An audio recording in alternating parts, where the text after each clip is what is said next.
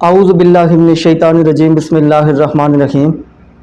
मैं हूं सरदार आमिर ज़हीर एडवोकेट और आप देख रहे हैं मेरा YouTube channel house of justice. किसी पागल शख्स का गार्डियन अपॉइंट करने के लिए जो प्रोसीजर होता है वो जो नॉर्मल गार्डियन अपॉइंट करवाया जाता है जब किसी बच्चे के वालिद की डेथ हो जाती है, जो अंडर 18 होता है या वालिद वालदा को छोड़ के अलग कहीं दूर चला जाता है और बच्चों के साथ नहीं रहता और उनके मामलात की देखभाल से भी इनकार कर देता है, तब भी बच्चों का गार्डियन अपॉइंट करवाया जाता है। तो वो जो गार्डियन अपॉइंट करवाते हैं अंडर 18 बच्चों का, वो हमेशा गार्डियन कोर्ट अपॉइंट करती है।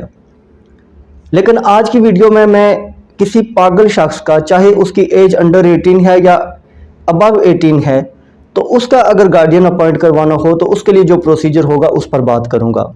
किसी पागल शख्स का अगर आपने गार्डियन अपॉइंट करवाना है तो एक बात याद रखनी है कि सबसे पहले आपने फ़ौरन जाके एप्लीकेशन नहीं फ़ाइल कर देनी। उसके लिए प्रोसीजर जो नॉर्मल गार्डियन अपॉइंट होता है उससे थोड़ा हट के है। आपने सबसे पहले जिस प्रोविंस में, जिस सूबा में आप रिहाइश पजीर हैं, उस सूबा के जो एडवोकेट जनरल हैं उनके पास दरख्वास्त दे के वहाँ से पहले परमिशन लेनी होगी। एडवोकेट जनरल के पास आप जब दरख्वास्त देंगे, वहाँ आप जो भी बंदा उनका गार्डियन उस पागल शख्स का अपॉइंट हो रहा है वो खुद भी जाएगा, उस पागल शख्स को भी ले जाए और साथ 2 विटनेस भी ले जाए।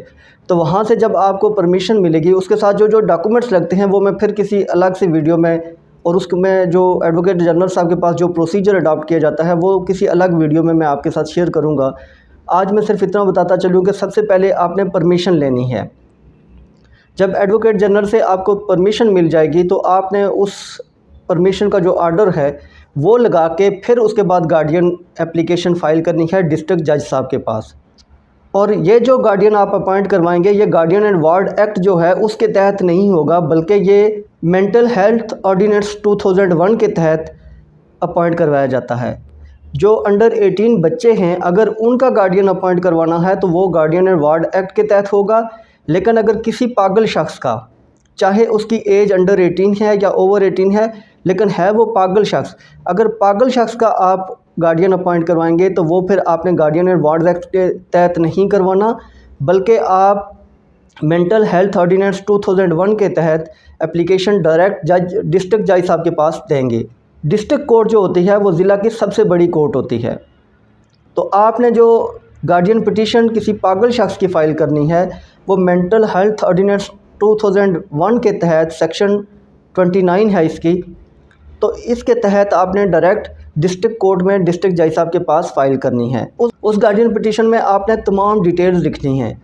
आपका उस पागल शख्स के साथ रिश्ता क्या है, उसके दिगर जो क्लोज़ रिलेटिव हैं उनकी डिटेल्स लिखनी है, पागल शख्स की डिटेल्स लिखनी है। इसके अलावा जो पागल शख्स के नाम पर प्रॉपर्टी है उस तमाम प्रॉपर्टी की डिटेल लिखनी है, और उस शख्स का जहाँ जहाँ इलाज चल रहा है, मेंटल अगर उसका कोई इलाज चल रहा है तो उसकी डिटेल्स भी आपने लिखनी है। वो जब आप एप्लीकेशन डिस्ट्रिक्ट जज साहब के पास फ़ाइल करेंगे तो डिस्ट्रिक्ट जज साहब उस पर एक मेंटल जो हॉस्पिटल होते हैं गवर्नमेंट के, उनके डॉक्टर्स की जो टीम होगी उस पर मुश्तमिल एक बोर्ड बनाएंगे। वो बोर्ड जो होगा इस पागल शख्स का जिसकी आपने गार्डियनशिप के लिए अप्लाई किया हुआ है, तो इसका डिटेल, उसके टेस्ट होंगे, मायना होगा।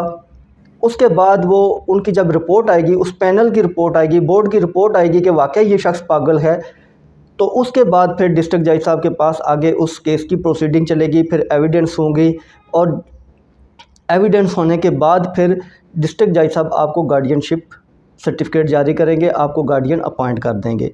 एक बात याद रखनी है कि जो भी आपने गार्डियन अपॉइंट करवाना है वो ज़ात और जायदाद दोनों का करवाना है। ज़ात से मुराद होती है कि उस शख्स की जो अपनी ज़ात है उसका भी आप गार्डियन अपॉइंट होंगे और उसके बिहाफ पर तमाम काम आप करेंगे।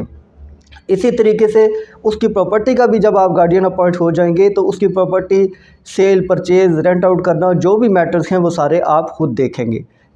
लिहाजा ये प्रोसीजर अडॉप्ट किया जाता है किसी भी पागल शख्स का गार्डियन अपॉइंट होने के लिए। तो व्यूअर्स, ये थी आज की वीडियो। उम्मीद है वीडियो पसंद आएगी। अगर वीडियो पसंद आई तो चैनल को सब्सक्राइब करना ना भूलिएगा।